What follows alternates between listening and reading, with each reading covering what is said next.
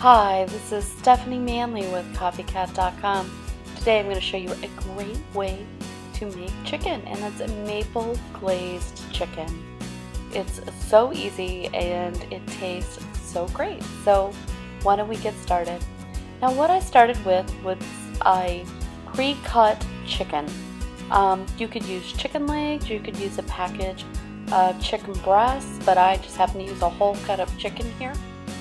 Again, whatever you have on hand is perfect. This would be a great way to dress up leg quarters, and I am just going to begin by laying this out on a bar pan. I just want to make sure that all of my pieces will fit on one baking pan. The next thing I'm going to do is I'm going to blot my chicken dry just a little bit. This will help get my skin nice and crispy, and I'm going to pick off any pin feathers that happen to be on. If you blot your chicken skin initially, it's going to be extra crisp. Then I'm going to drizzle on a little bit of oil. I happen to be using grapeseed right here, but vegetable oil works fine. Just anything you have on hand would be great. And then I'm going to just season the chicken with a little bit of salt and pepper.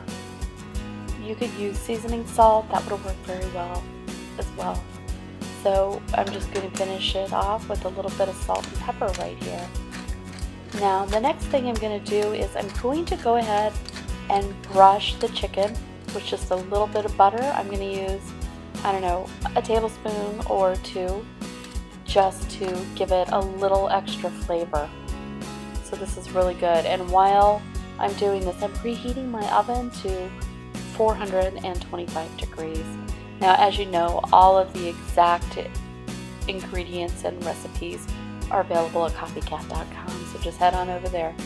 So after I get this chicken all nice and buttered up, I'm going to place it into my 450 degree oven.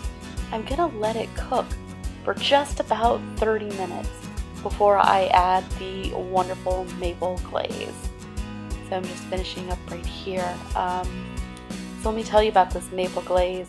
We are using a maple syrup, a little bit of, you could use bourbon. I happen to use a little bit of rum right here. So it's about a half cup of maple syrup. Now don't use the Aunt Jemima pancake syrup. It's not going to come out quite the same. So I'm going to season this syrup with a little bit of salt, a little bit of pepper, and then I'm going to use about 2 tablespoons. In my case, I'm using 151 rum just because I have a ton of it on hand and it comes out great.